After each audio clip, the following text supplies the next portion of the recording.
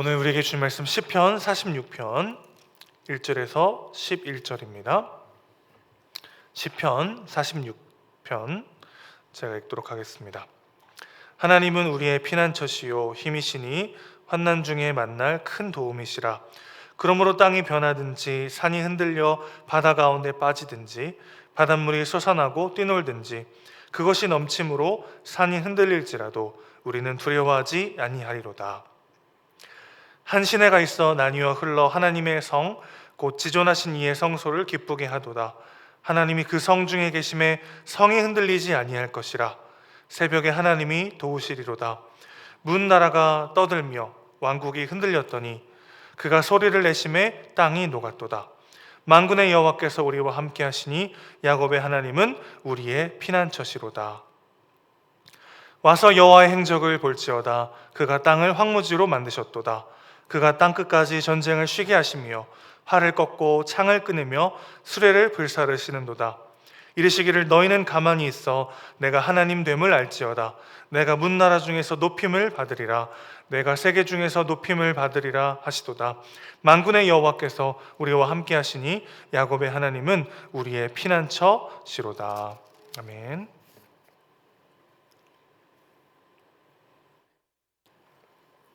오늘 본문 시편 46편은 총 3개의 연으로 이루어져 있습니다. 1절부터 3절까지 1년에는요 격변하는 자연 속에서 피난처 되시는 하나님을 노래하고 있습니다. 이어서 4절에서 7절에 해당되는 2연에서는 역사의 격변 속에서도 피난처이신 하나님을 찬양하고 있죠. 마지막 8절에서 11절 3년에 보면 이 땅에서의 전쟁을 그치게 하시고 온 땅에서 높임을 받으시는 하나님을 소개하고 있습니다. 그러니까 자연재해, 그리고 역사의 소용돌이, 그리고 세상의 종말, 이 3가지에서 모든 것에 피난처 되시는 하나님을 노래하는 시편이라고 할 수 있겠습니다. 특별히 오늘 표지어를 보시면 알라못에 맞춘 노래라는 표현이 나오는데, 이 알라못이란 말은 소녀들, 젊은 여자들을 의미하는 음악 용어입니다. 그러니까 젊은 여성들의 소프라노 목소리로 부르는 찬양이다라고 할 수 있겠습니다. 대자연의 어떤 재앙과 역사의 격변 속에서도 굳건한 피난처가 되시고 또 온 세상의 전쟁을 끝내시는 이 하나님을 높은 음으로 목소리 높여 찬양하는 모습을 한번 상상하시면서 오늘 말씀을 들으시면 좋겠습니다. 한 년부터 한번 살펴보도록 하겠습니다. 첫 번째 1년은요 대자연의 재앙 중에서도 하나님은 피난처가 되심을 노래하고 있습니다. 2절에서 땅이 변한다라는 표현이 나오는데 이 땅이 흔들린다는 뜻입니다. 땅이 흔들리고 산이 무너져서 바닷속으로 빠져들어가는 모습을 그리고 있죠. 3절도 보시면 지진으로 인해서 바다에서는 해일이 몰려와서 산을 뒤덮는 모습을 이야기하고 있습니다. 그렇게 땅이 흔들리고 해일이 몰려오는 상황, 어떤 상황인가요? 당연하게 여겼던 일들, 일상적으로 생활하던 것들이 불가능해지는 상황을 우리는 유추할 수 있습니다. 하늘이 무너지는 것 같은, 땅이 진동하는 것 같은 절망적인 상황을 이야기하고 있는 것이죠. 그런데 시편의 오늘의 시인은 뭐라고 이야기합니까? 그런 상황 속에서도 하나님은 우리의 피난처가 되신다. 그렇기 때문에 3절 보시면 우리는 두려워하지 않을 것이다. 여러분, 이게 가능한 일인가요? 땅이 흔들리고 해일이 몰아치는 것 같은, 정말 일상이 다 불가능해지고 하늘이 무너지고 땅이 갈라지는 이 위기 속에서 어떻게 두려워하지 않을 수 있겠습니까? 오늘 표제어를 다시 보시면 오늘의 시편은 고라자손의 시편이라고 나와 있습니다. 그들의 위기를 한번 생각해 볼 필요가 있죠. 고라자손의 시, 아버지 조상이 이제 고라인데, 고라가 모세를 반역해가지고 땅이 갈라져서 산채로 땅에 묻히는 형벌을 받아서 죽게 됩니다. 그래서 그 후손들은요 원래 성전에서의 직무를 감당하고 있었는데 아버지 고라의 죽음 이후에 점점 성전에서의 맡은 직무를 감당하지 못하고 뿔뿔이 흩어져 살게 되죠. 고대 사회에서 가장의 의미가, 아버지의 영향력은 사실 절대적이죠. 그런데 고라의 후손들은요 땅이 꺼지고 산이 무너지는 것과 같은 그야말로 순식간에 삶의 기반과 울타리를 잃어버리게 된 것입니다. 그런데 그들은 여전히 함께 하시고 기어이 그들에게 다시 한번 성전에서의 직무를 회복시키시는 하나님의 놀라운 은혜를 경험하게 됩니다. 여전히 함께 하시고 신실하게 그들을 지키신 하나님을 경험한 그들은요, 눈앞의 고난 가운데 함부로 그 고난 가운데 내 마음을 두려워하지 않고 하나님을 바라보면서 고난에 집중하는 것이 아니라 그 고난 가운데 누가 함께 하시는가에 집중하고 있는 것이죠. 자, 그러니까 땅이 갈라지고 해일이 몰려오는, 하늘이 무너지고 땅이 갈라지는 정말 삶의 기반을 다 잃어버리고 너무나도 절망적인 두려움 앞에서 그들이 집중했던 것은 그 상황 자체가 아무것도 아니라는 것이 아니라, 그 상황은 너무나도 절망적이고 두렵지만 그 고난 가운데 누가 우리와 함께 하시는가, 그 고난을 누가 지금 헤쳐나가는가가 중요한 것이 아니라 그 고난 가운데 누가 함께 하시는가에 집중했다는 것이죠. 그럴 때 우리는 두려워하지 아니하리로다 라고 노래할 수 있었다는 것입니다. 고라 자손들은요, 아버지를 잃어버린 자들이었습니다. 그러나 그들은 진정한 아버지 하나님을 경험했던 사람들이었던 것이죠. 그들이 여전히 살아남아서 하나님을 예배할 수 있음 자체가 기적이고 하나님의 은혜였습니다. 우리도 마찬가지죠. 오늘 이 아침에 이 자리에 나와 하나님께 예배할 수 있음 자체가 사실 기적입니다. 하나님의 은혜가 아니었다면, 하나님의 인도하심이 아니었다면 우리 중 누가 감히 여기까지 올 수 있었다라고 말할 수 있겠습니까?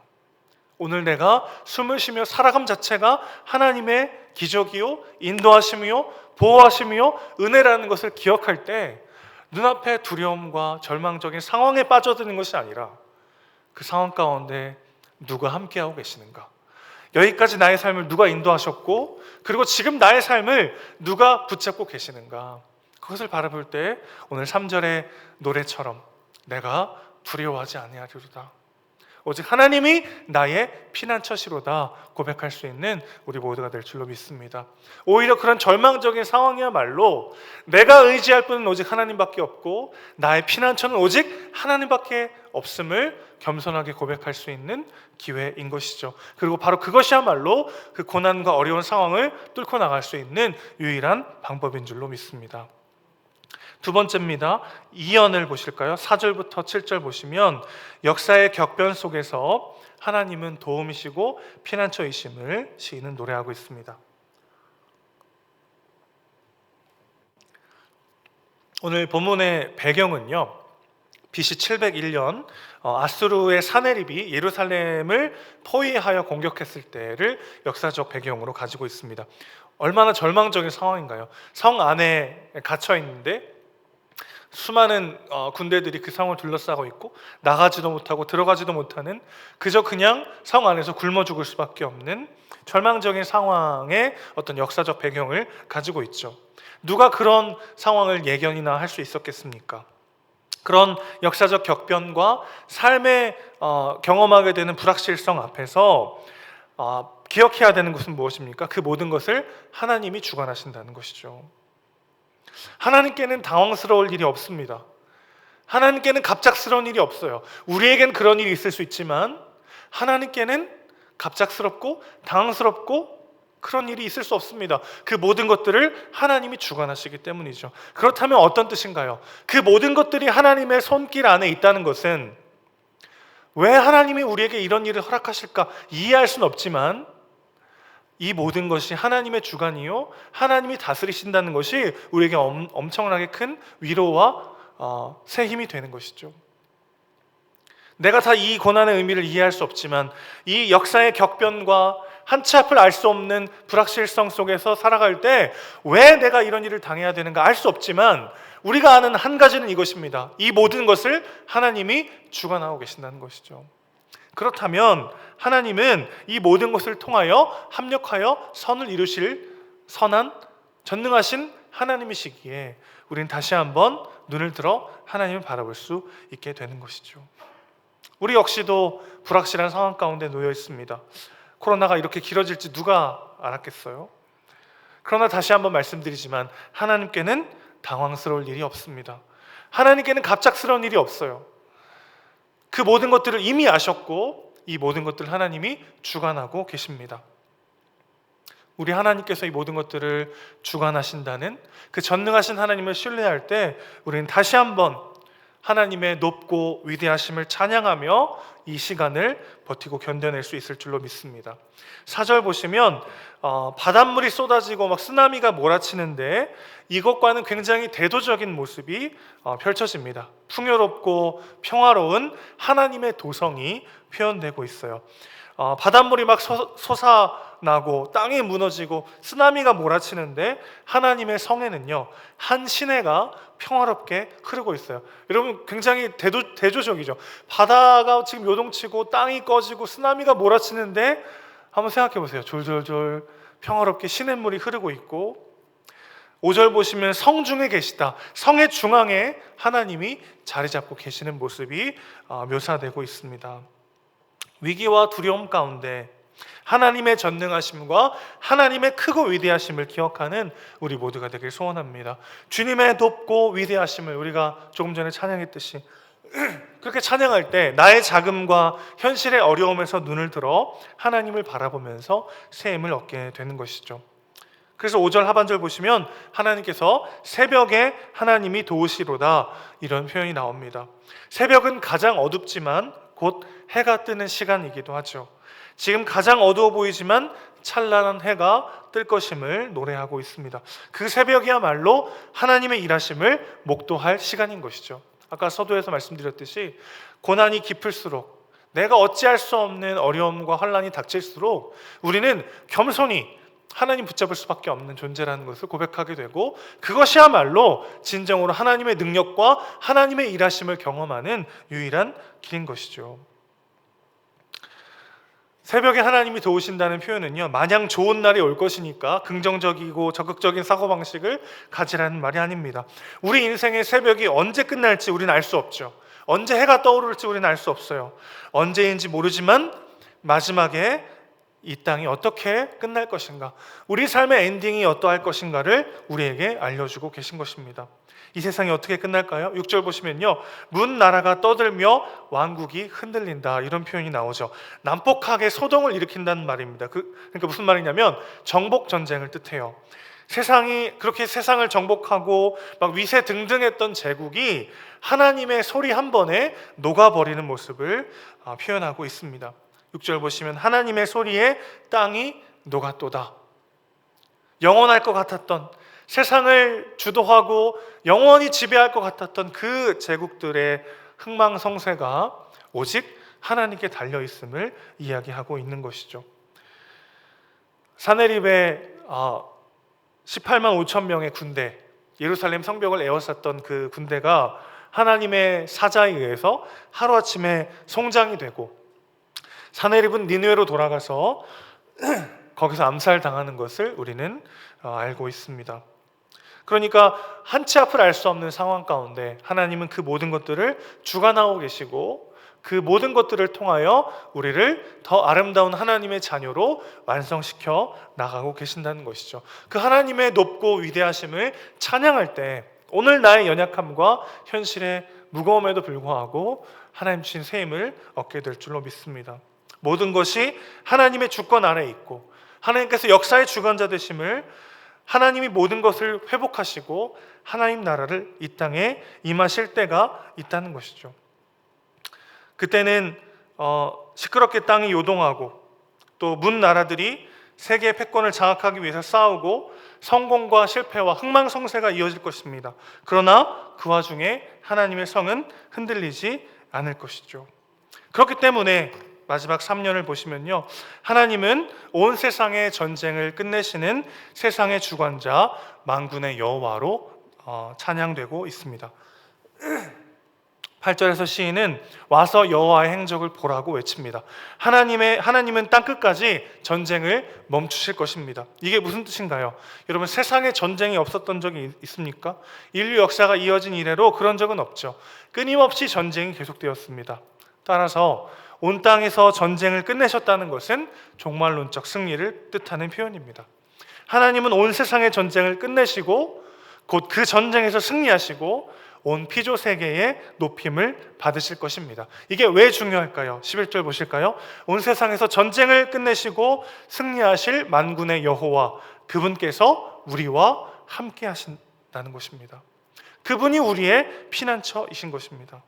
하나님의 전지전능하심과 높고 위대하심을 생각하고 그분이 나와 늘 함께 하심을 기억할 때 우리는 두려워하지 않고 가장 완벽한 피난처이신 하나님께 나아갈 수 있게 되는 것이죠. 그래서 10절에서 말하는 것 같이 오늘의 결론은 이와 같습니다. 너희는 가만히 있어 내가 하나님 됨을 알지어다. 너희는 가만히 있어 내가 하나님 됨을 알지어다. 이 가만히 있으라는 말은요, 아무것도 하지 말라는 말이 아닙니다. 하나님의 하나님 되심을 알지 못하고 두려워 떨며 흔들리지 말라는 뜻인 것이죠. 그리고 이 표현을 정확하게 출애굽 직후 홍해 앞에서 이스라엘 백성들에게 하나님이 하신 말씀이기도 합니다.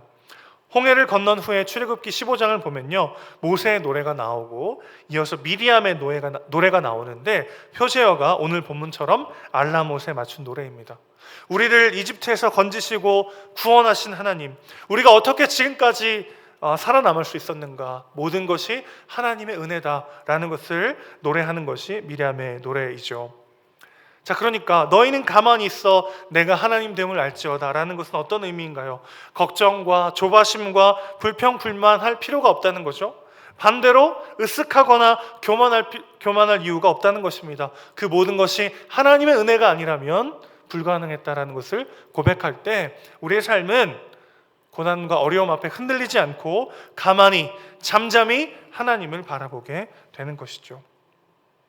사랑하는 성도 여러분, 눈앞의 현실로 내 존재 가치와 삶의 의미를 함부로 판단하지 않는 우리 모두가 되길 소원합니다. 홍해를 건넌 후 감격의 노래를 부르던 이스라엘 백성들은요, 바로 그 다음에 마라의 쓴물을 만나자 원망과 불평, 불만을 쏟아놓습니다. 이게 사실 우리의 모습이죠. 현실을 토대로 하나님을 판단해요.